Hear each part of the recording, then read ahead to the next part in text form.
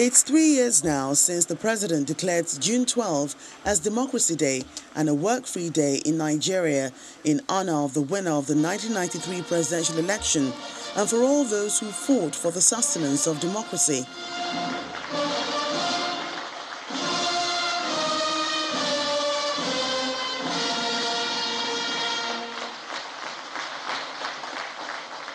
And to mark this day, the president addresses the nation.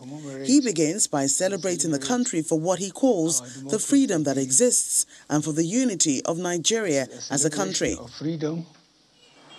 He goes on to acknowledge the can-do spirit of Nigerians, which according to him has kept the country together, promising to reinvigorate the fight against insecurity and insurgency. I join you all today to commemorate and celebrate our Democracy Day. It is a celebration of freedom and a victory for one people, one country, and one Nigeria. Once again, I want to render my sincere and heartfelt condolences to the families and friends of our gallant servicemen and women who lost their lives in the line of duty and as sacrifice to keep Nigeria safe. The president also insists that he's committed to going after those behind what he calls the senseless arsons, kidnapping and murders across the country,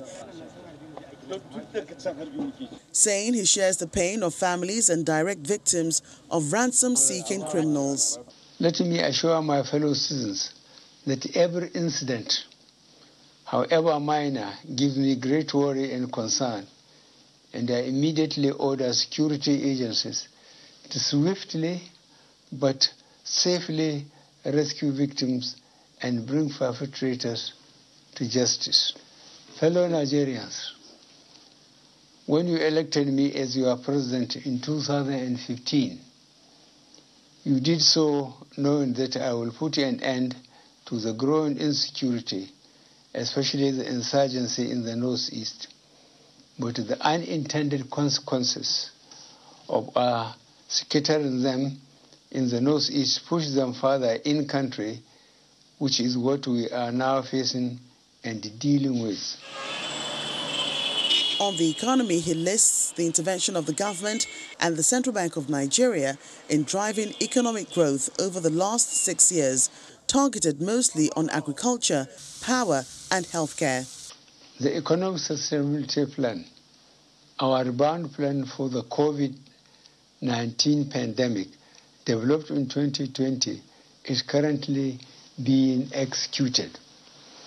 The plan is primarily focused on the non-oil sector, which has recorded phenomenal growth, contributing over 90% to the GDP growth in the first quarter of 2021.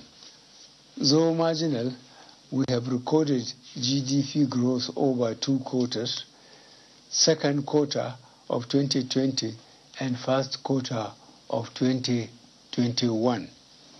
This is evidence of a successful execution of the Economic Sustainability Plan by the federal government. The president closes his address by acknowledging the agitation for constitutional reforms, asking Nigerians to look towards the National Assembly for constitutional amendment as it's within their purview to do so. He promises to hand over a free and fair electoral process, as well as restating his commitment to the pursuit of a fair society where everyone can feel proud.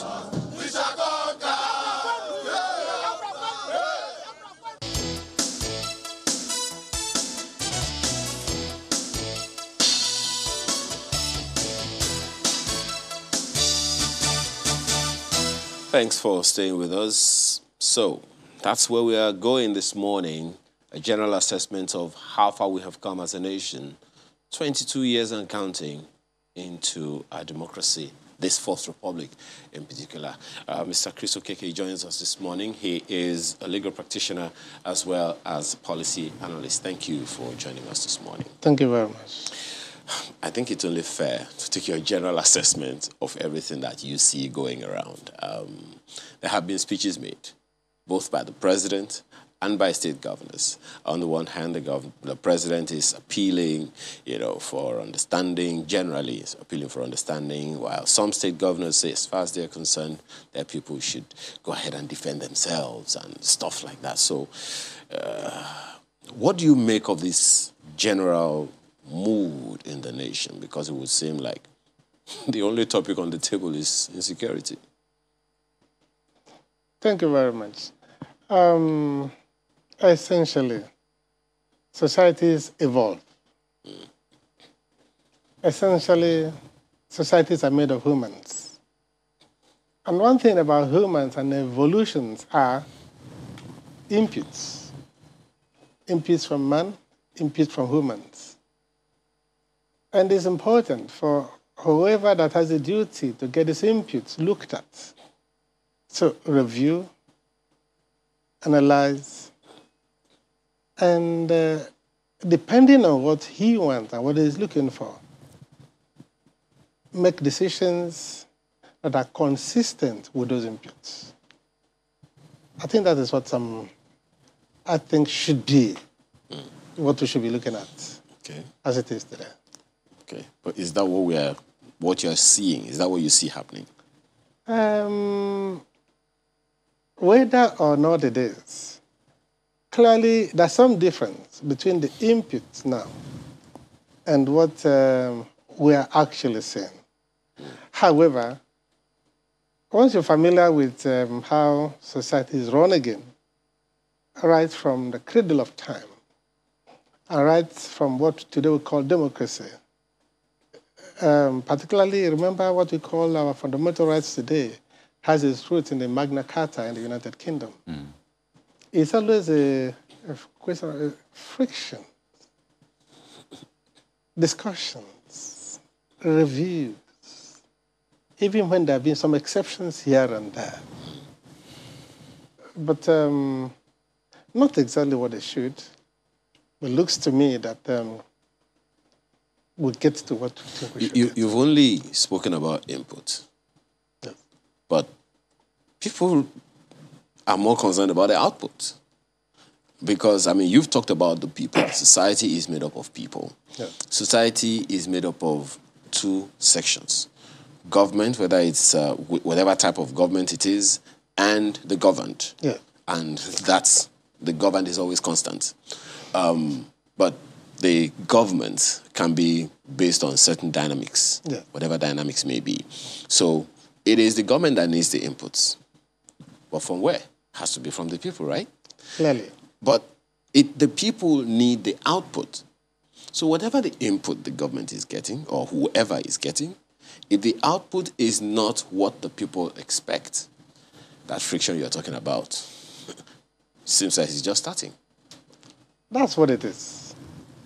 And that is the definition, that's the differential between what we all describe as governments, between what we call societies, between what we call as progressing societies and non-progressing societies, including stagnating societies, including backward-moving societies. It is the relationship between this input and output that classifies, that differentiates, that categorizes. So what we are saying essentially is, what category do we belong to? That's exactly what they're talking about. Input, output, the people. Even the government is part of the people. Absolutely. The difference is that today they are sitting on the high horse and on a high table. High table, I think, they could choose to convert that high table to a high horse. But wherever it is, whether on the high table, whether on the high horse, eventually they will come down. And once they come down, they also want to join the people. Some few years ago, the people on the high horse today were brandishing and masquerading as the people. It's also a matter of time. They certainly will, because that is only the dynamics of life and living. They will also come down from the high horses. High horse, not high horses, high horse, because it's just one horse. Yes. They certainly will come down from the high horse, and they want to come to masquerade as a people.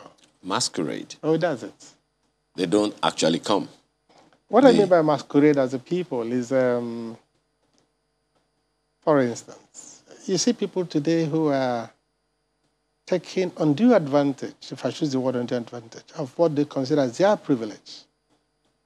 Now, yesterday, they were here with us, some few years ago, and a day like yesterday, and a day like today. They have made all the effort, sitting on this seat, discussing and pretending to be Democrats. And today they are there. They are not here. They are rather using tear gas on people. And then I'm pretty sure in another short while, the studio will still be here. They will come down. I want to play around with you. I want to play around with you. I want to pretend to be a friend. I want to tell you, we're Democrats. You know, we fought for this. We fought for this. You just painted a very interesting cycle. Yeah. Ironically, we have two horses on our coat of arms, so I don't know if that's we're talking about the horses. But, you know, so as it stands now, some of the people will eventually get on those, or that horse, as it were, and then the cycle continues. But, you know, there's been a series of, you know, measurements of how well or how not well our democracy is performing. We'll probably touch on that, definitely. But I'd like to take you back a bit, because for history's sake, it's important to get context to where we are right now, because you've talked about that cycle. And I want to ask, why was it important for Nigeria to get into democracy? I know the agitations have been on for as long as possible. Eventually it came, but I hate to believe it was just Nigeria trying to follow the trends, because other countries were practicing democracy. Why was democracy important for Nigeria, the Nigerian experience? You can't overstate it. If you remember, our country, our people, and Nigeria is an amalgam of very many diverse people. Some are Democrats at the core. As a matter of fact, I describe some as having democracy in their blood and in their DNA. And I hold the view that these people, they didn't learn democracy from anybody, not from the Greeks, not from America. It's in their DNA. Some, too, don't have democracy at all, not at all. Some are in between what we now call feudalism and democracy. Now, you bring these diverse people together.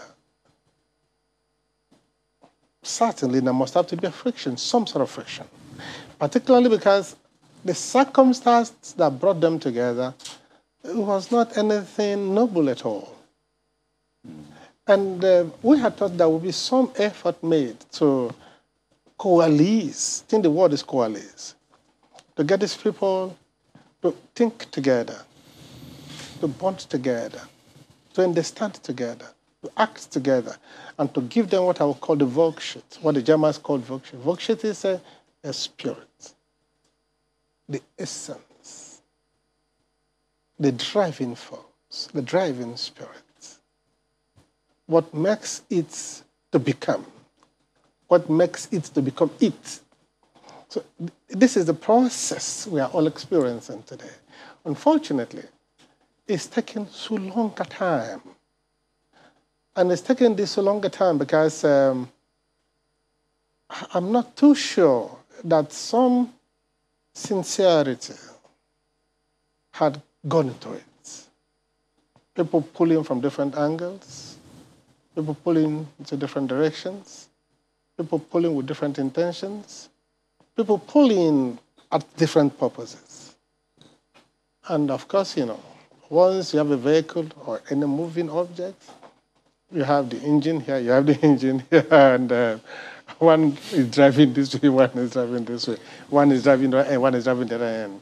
You can be sure that wouldn't make progress. Is these cross purposes, as you are suggesting, is that then the reason, or can that be the reason for the various agitations in pockets of the parts of the country? Once there is cross purpose, it's just a matter of nomenclature.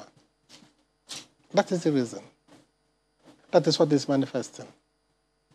That is what we call So it agitation. what is making that that coalition, what is making it difficult? What's not allowing it to happen?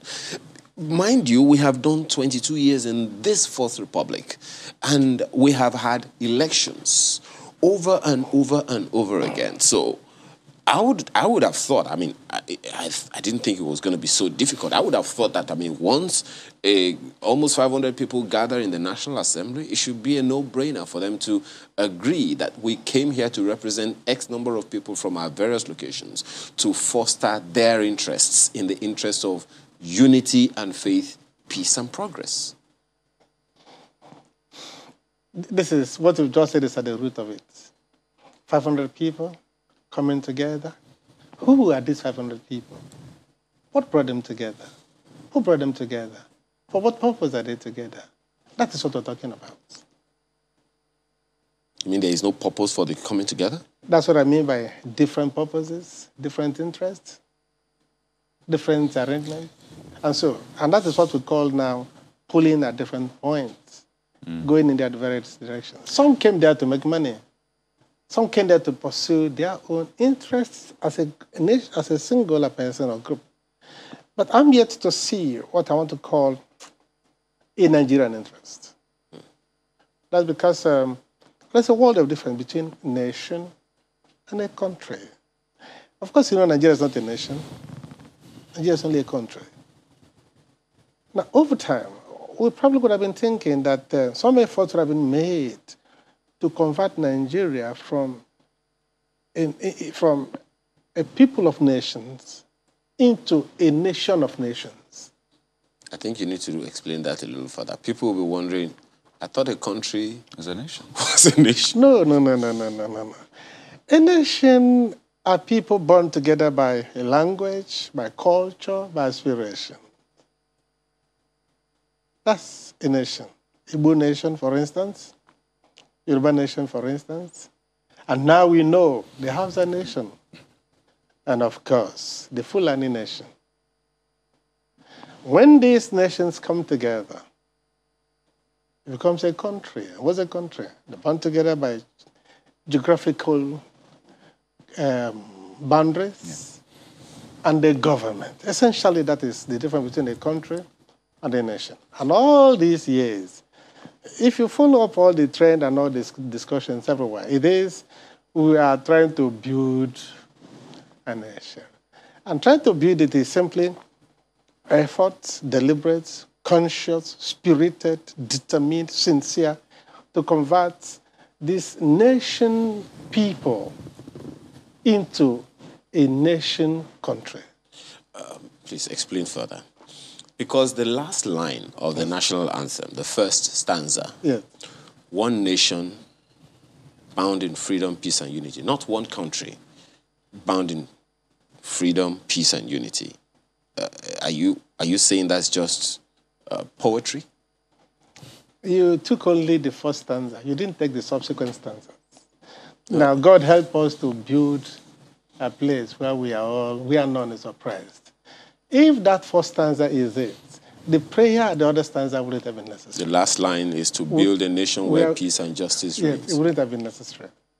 Because if there is a nation, it wouldn't have need for that prayer. But unfortunately, I don't know if that prayer has been answered. But how long does it take to build? I mean, I've seen huge projects, right? Yeah. Take maximum 10 years. The biggest project in the world, so, maximum 10 years or thereabouts. But we've been building this for, depending on at what point you're counting from. Over 100 years. So how long does it take to build? Or are we building the wrong project? It depends on who is building and what you're building. If, for instance, you bring a quack, or I am a lawyer, I'm an economist, you bring me to build a study of this magnet. Oh, man, and you probably make your monies available to me. I have no idea what it takes to build. And I'm not honest enough to tell you I can build. And perhaps I conned you. Or maybe you who want me to build a project, you didn't do a due diligence on me to be sure I can build. And you hand over your money to me. In the process of it, somebody from your end comes to me and says, boy, let me bring that project to. I get share. Share it. And then we simply say, weigh my own share. You give them, and I share the money. And then, of course, another 100 years, this place will become a donkey. I know you actually use pidgin, and that's actually how these things are done. The business is conducted, putting it in context. But there are a lot of opinions as to how we can build, right? Some say, you know, we need to go back to the foundation. You know what, forget this edifice. Go back to the foundation and ensure that the foundation is built well. Some say, well, we've built it this far, so let's edit. Let's do some tweaks here and there. How should this process actually go? Because clearly that's one of the major debates ongoing right now. Talk about the constitutional review and the rest. So how do we ensure that this edifice is built to taste? It's straightforward. In the sense that, number one, what do you want to build, first of all? Number two, how serious are you about building? And these are the two determinant factors. But importantly, if you have a picture in your mind of what to build, you're asking, what's your drawing? What's your feasibility study? What's your QS? The quantity survey. What's your bill of quantities? What is it about? You put them together. You want to build. You sincerely want to build. Of course, you cannot give a time frame. Maybe 10 years, depending on what you want to build. Maybe 2 years, depending on what you want to build. But if ab initio you didn't want to build, you can be here for 20 years, for 40 years, for 50 years. And you're just wasting the time, deluding yourself, and perhaps deluding some people. But I'm sure that quite a number too will be sure and will know that you're merely grandstanding and deluding. So you are for going back to the blueprints, the original master plan, and fixing it there? If you ask me, we're all in Lagos. We've seen big buildings collapse because we're trying to tinker with it. Some of the things we can adjust, some of the things we can rework. And probably nobody talked about asking, you want to build 4 floors here? Is your base enough to carry 4 floors? What materials are you building with? Who are those building? These are the fundamental things. Unfortunately, we are not used to asking fundamental questions here. And so we keep wondering, we keep faltering. We keep moving from one confusion to another inconclusive. Let me ask you, what are those fundamental questions? By that I'm asking, what are the ingredients we need to build this edifice called country or nation, whichever one? Because you've talked about the diversities. Yes. And I thought, there is strength in numbers. I thought it is possible to have unity in diversity, just as it is in India, as it is in the US, and pockets of nations here and there. You've talked about the Igbo nation, the Hausa nation, the, Fulani nation. Some would say there is the Yoruba nation, the Igbo nation. Some would say there is the Ijaw nation. Some would say there is... These are the ideas. I'm just saying there are those who would say that some would call minority, nations, that they also want to have a voice. So when it comes to asking the critical questions, what are those critical questions to ask if these nations are going to come together to be that one nation? The first critical question is, are we ready to come together as one? After 100 years plus? Oh, yes. It's a continuous process. It's just like saying you're married. That you're married for 20 years, for 30 years, for 40 years, for 50 years. It does not stop you from constantly reassuring yourselves, I still love you. That's why people do 50 years wedding anniversaries. Is that correct? That's why they do 60 years wedding anniversaries. It's important to reassure. How do you reassure? And you do those things and say those things that makes everybody feel important. For instance, your neighbors. They came to meet your neighbor in Lagos or anywhere, and they became neighbors. Neighbors as maybe individual residences or neighbors as national residences. From time to time. And as regularly too, you reassure yourselves that, neighbor, I mean no harm. Neighbor, I mean well. neighbor, I'm glad we're here. How do you do it? From time to time, during Easter, during Christmas, and from my background, during harvest. You get together. If you find, we have what we call ngo in my culture. Ngo is uba, you know. Uba is soya bean. You put them together, or you bean seed. You get them together. Some call it abacha now. You know, you put it together, and everybody participates in eating and all that stuff. What are you doing at the time? It's not just the food you're eating. That's not what it was. What's important that you're reassuring yourselves that this neighborhood is important, that this neighborhood is worthwhile, that we shall do everything we can to sustain and keep this neighborhood. Well, one of the ingredients that's been so-called, that one can say, if we're going to go with your analogy continually, are the youths. Very well. And many argue that a good number of the founding fathers, some of which are still around, actually started making waves at about, on average age of 28, 29. Now, we celebrated Democracy Day yesterday, June 12, it's 28 years ago. But it would seem like that catchment are not getting the voice. Even though they have the potential, they're just not getting the voice they need to be able to contribute whatever quota they have into this soup of nations. So, what do we say to them? How do we begin the engagement for these young people? Again, a straight talk. It goes back to the same fundamental. Do we really intend to build a nation of people? Or did we set out to build a meeting point of people who meet together to drink whiskey and drink brandy? If we're interested in building a nation, naturally, the youths are the builders. A man who is 50, his curve is moving downward. He's done a number of his achievements. A young man at 20, a young man at 23, a young man at 25 is boiling to succeed, to achieve. He reads, he works, he asks the critical questions. Around him, he's got the energy. And then, supposing we are thinking to build, you must get him involved. I'll pause you there, right there, and then you continue on this same trajectory before we take you to our colleague in Abuja who also has questions for you. We're back in a moment.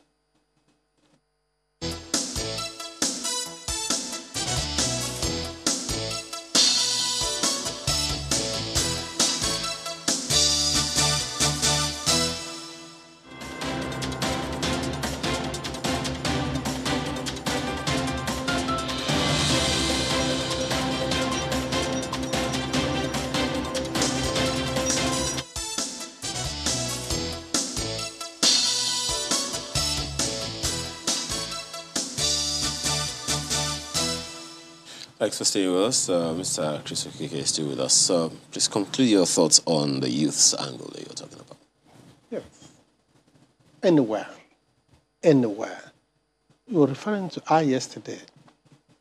A number of those progresses we all talk about today were made by youths.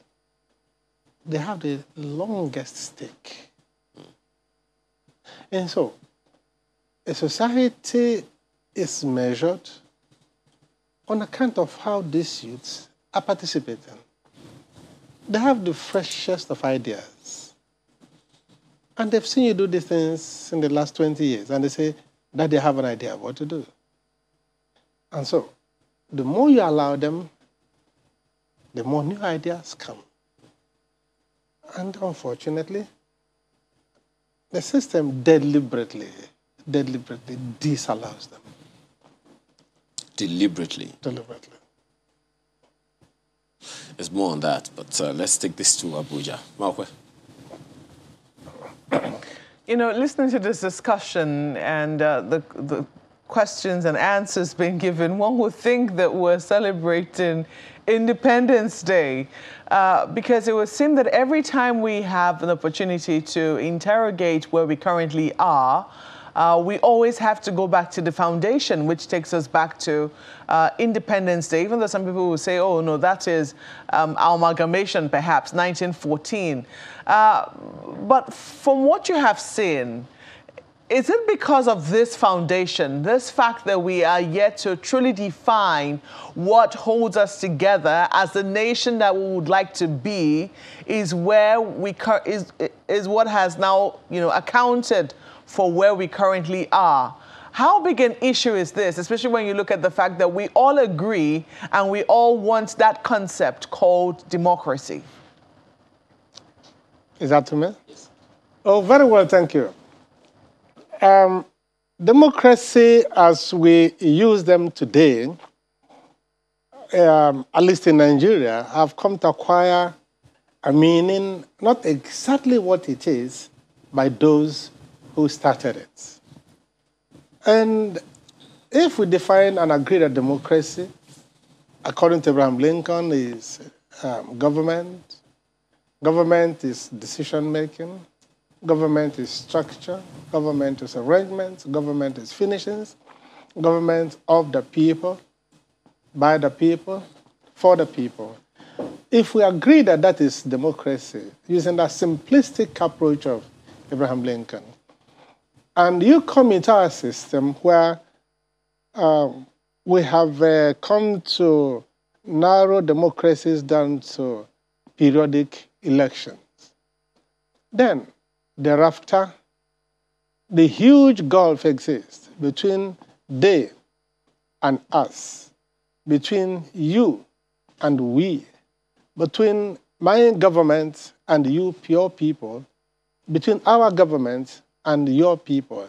Then we have essentially missed it at a critical point. And so, straight to it, you can't get a house, particularly the kind of edifice we're looking at, to build and to stay if there is no foundation. And unfortunately, if there are no, even when props are very, very unhealthy for buildings, if you ask a structural engineer, he will tell you so. But let's even pretend that there are no serious props, no commensurate props being made to keep this massive edifice from coming down. It's unfortunate. Props that you'd like to see as we speak, what are some of the props which you would recommend, to let's say be built now or be developed to continue to hold this edifice together? Because I want to take your mind to the president's speech. One of the statements he made, which was a paragraph all by itself, was that he is committed to the continued corporate existence of this country. And he even made reference to the fact that he used to be a soldier. When he did become a Nigerian soldier, one of the things that he swore to was to give his life for this country. If those who are at the helm of our affairs, continue to say that they're willing to give their life to ensure that this country remains one, what are some of the props that you think should be developed right now to ensure that what we desire is what we get? Yeah, there's a world of difference between rhetorics and reality. A world of difference. We've had such things in the last 60 years. Plenty of it, plenty of it. What we're talking about is we want to see those props. We want to see those foundational things. And it is those foundational things we're talking about.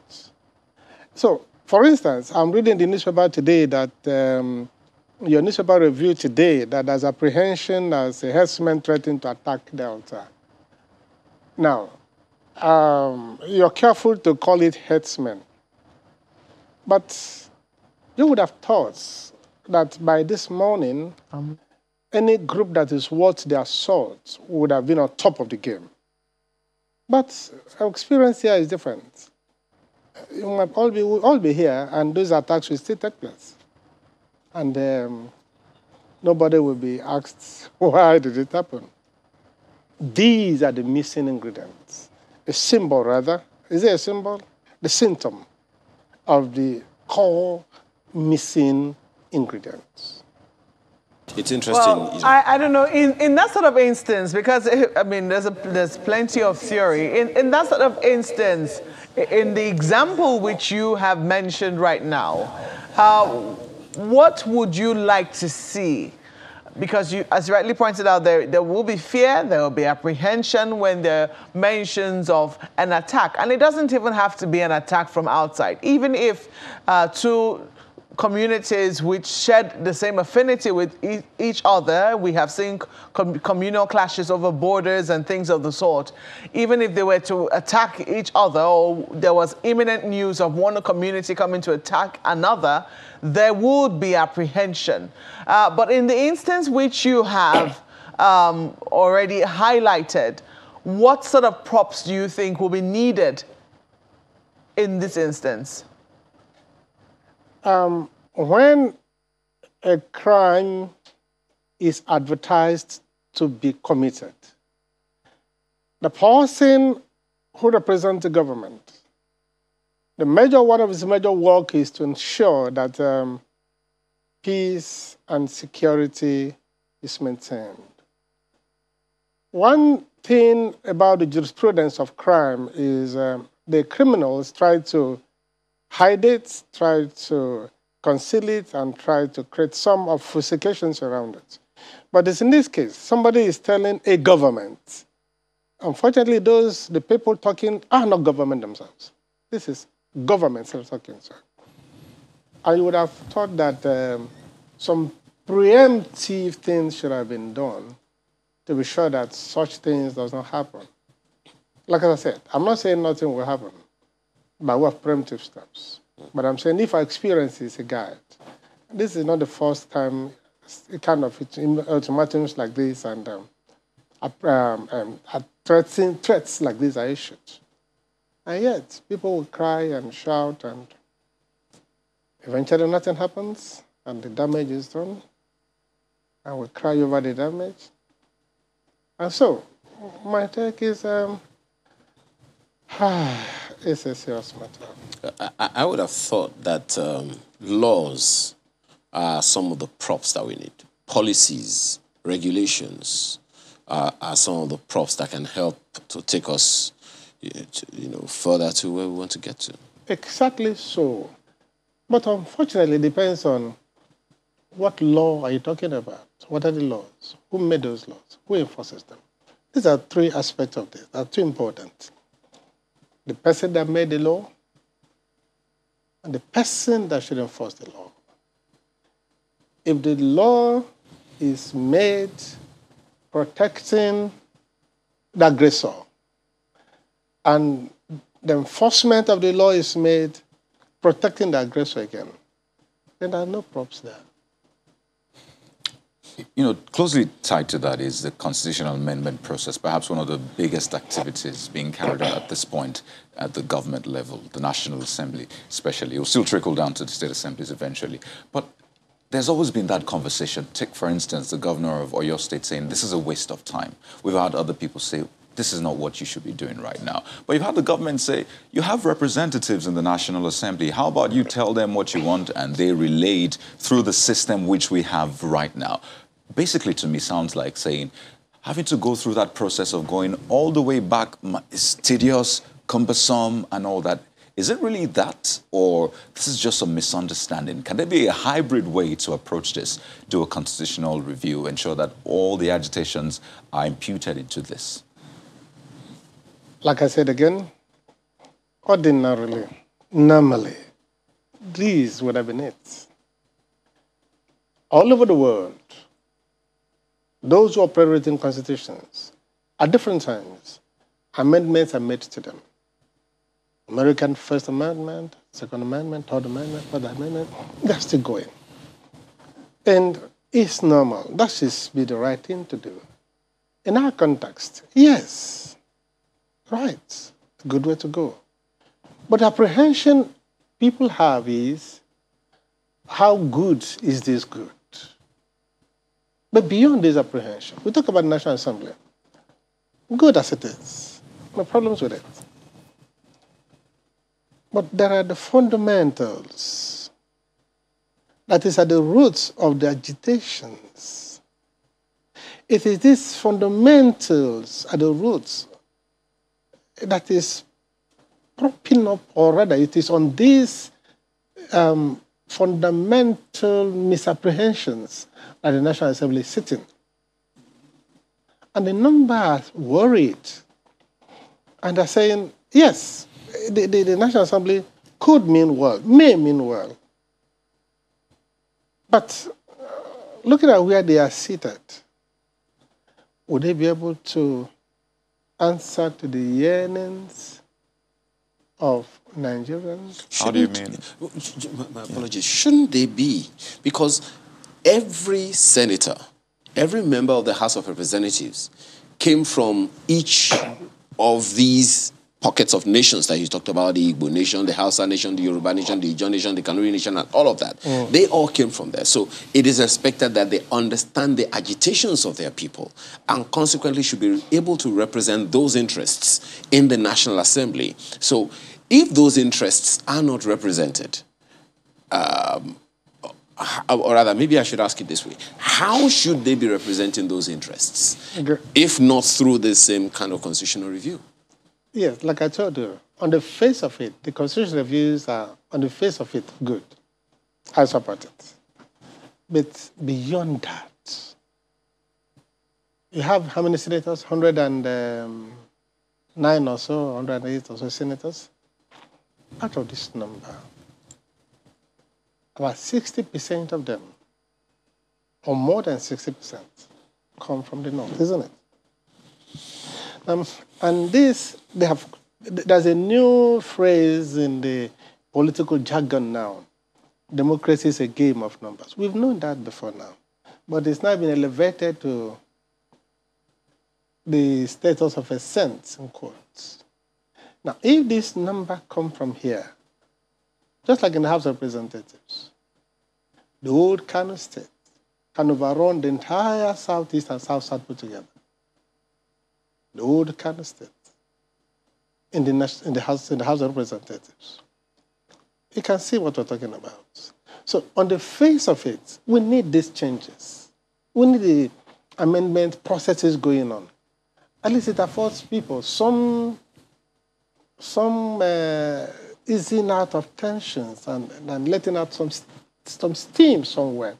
But beyond that, when you come to the nitty-gritty, what is it likely to achieve? So That for is the you, worry. if that constitutional amendment does not resolve this issue you have raised, then you don't think it will be termed successful, as it were? That is not exactly so, because success could be 5%, it could also be 2%, it could also be 4%. After all, in our country, Nigeria, you have different cut-off marks for different exams. Well, success is maybe 50% and above. No, not in Nigeria. Whoa. You know, you write unit exams in Nigeria, you could score 70 over 100, that is success. Another could also score 4 over 100, it is also success. It depends on whose success you're looking at. Okay, for you, do you trust this process to deliver some measure of significant success? My opinion there is unimportant. I would rather wait for the end of the process. You're a lawyer. Oh, sure. The Constitution is one of your strongest tools. So what are your expectations as a lawyer? Because every nation is built on laws. What are your expectations as a lawyer from this process, this constitutional review process? This very one going on now? Absolutely. As different from what a constitutional mechanism should be, isn't it? These are two things. I think you've pointed out that time and again. Yeah. So maybe we'll just put that to rest now. Please go ahead. Now, so for today, I expect that this process should become wholesome, should become inclusive, should become forward-looking, should factor in the interests of Nigeria that should be built. not the elite interest that should be protected. I'm looking at this constitution holistically now. Nigeria that should be built, not an elitist interest that should be protected. Are you optimistic? Life is optimism. The day you lose optimism, you'll go here. You're using the elders' wisdom on us right now. No. But, I mean, are you optimistic that at the end of the process, people from diverse parts of the country, from different demographics, from different interests, will be happy? Now, you see, when I say in my opinion, the National Assembly, I've told you how these things work. The intention of the man who is piloting the process. I remember I mentioned that intention. Now, I wish I have an idea of what their intentions are. I think I have a problem with that. Please.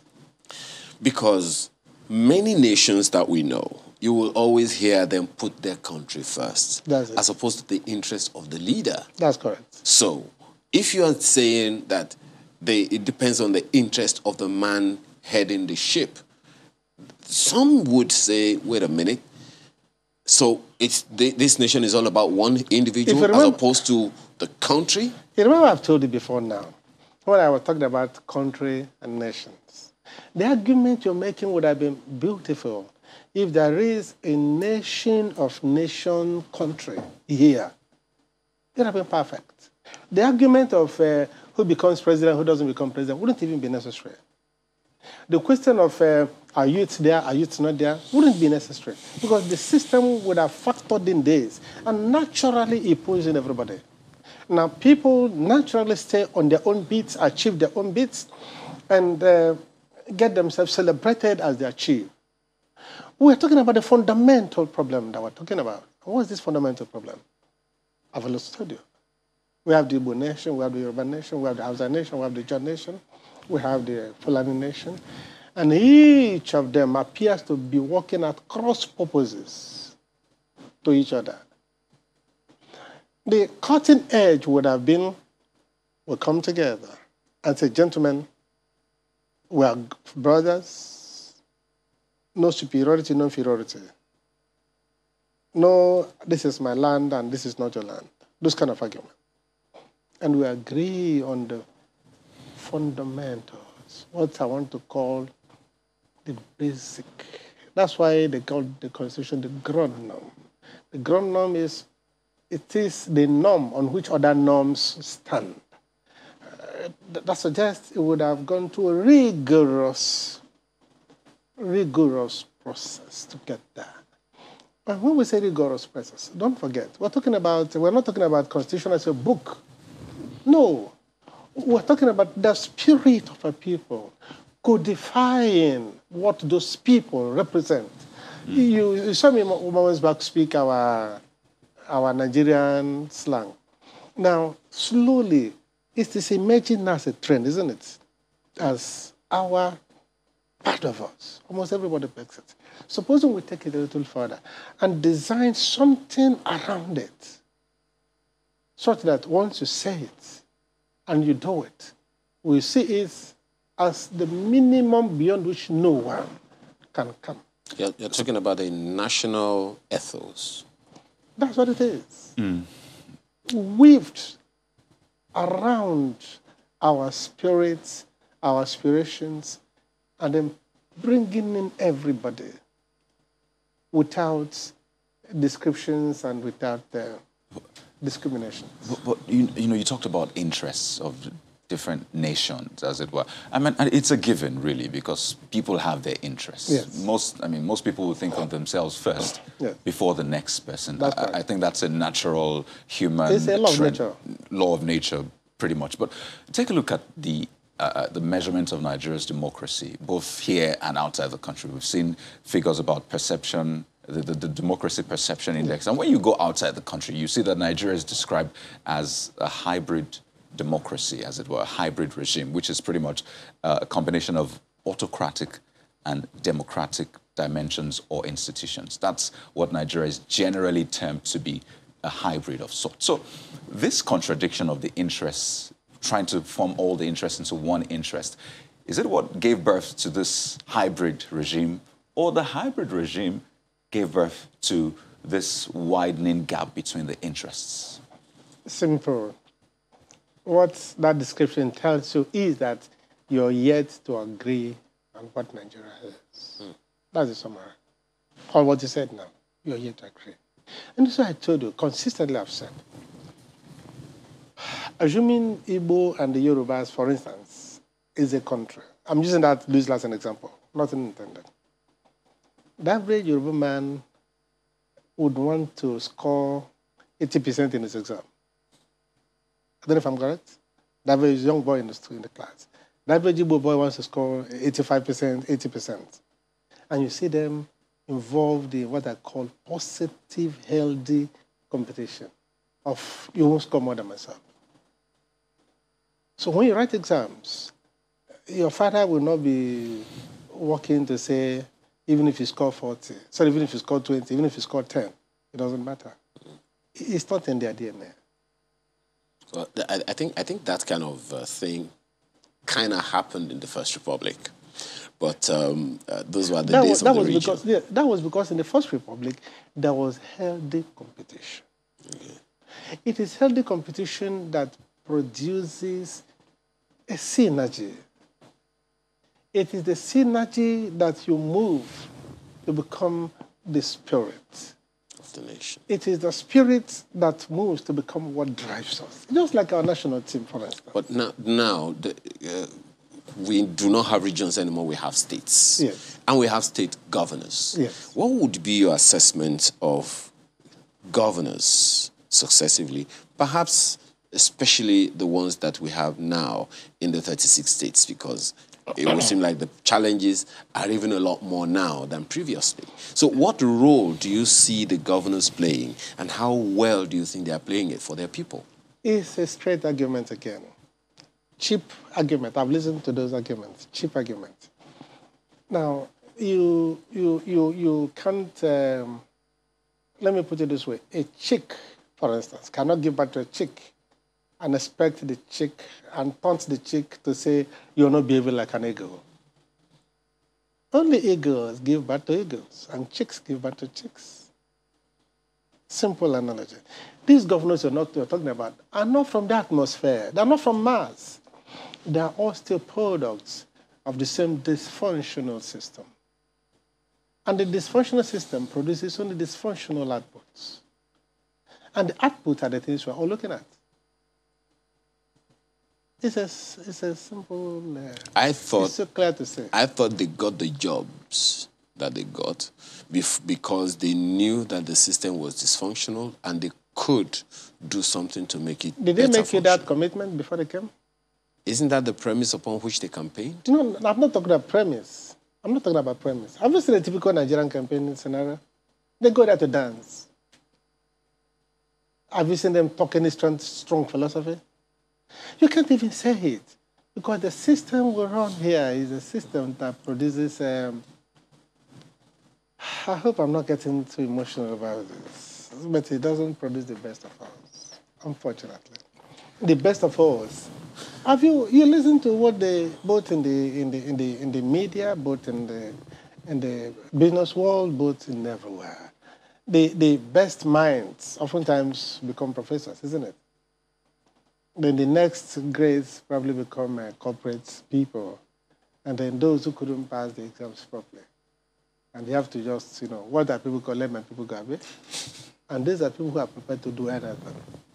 They need to be consoled. And the consolation is, okay, Shona talks, I know if you do anything. I'll go do something, I'll go Shona. I'm sorry, I'm going back again to what I call the Nigerian emerging worksheet. So, finally, what would you want the Nigerian to know and to do going forward?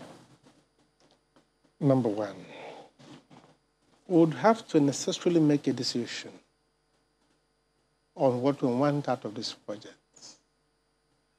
I don't mean imposed opinion. I don't mean by fiat. I don't mean by compulsion.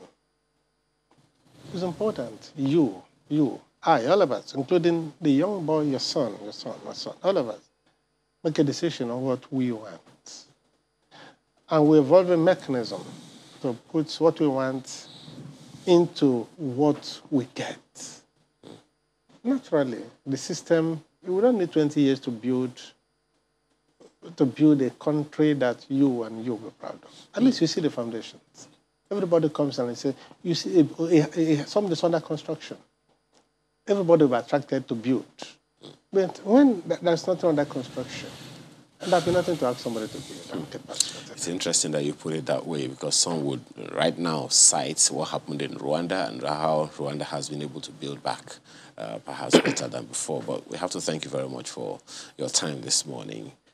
Chris Okeke is a legal practitioner and policy analyst. Unfortunately, we weren't able to look at any policy, but hopefully some other time when you're here. Thank you very much for your time. I appreciate it. Yes. Sunrise is back after this break. Do stay with us.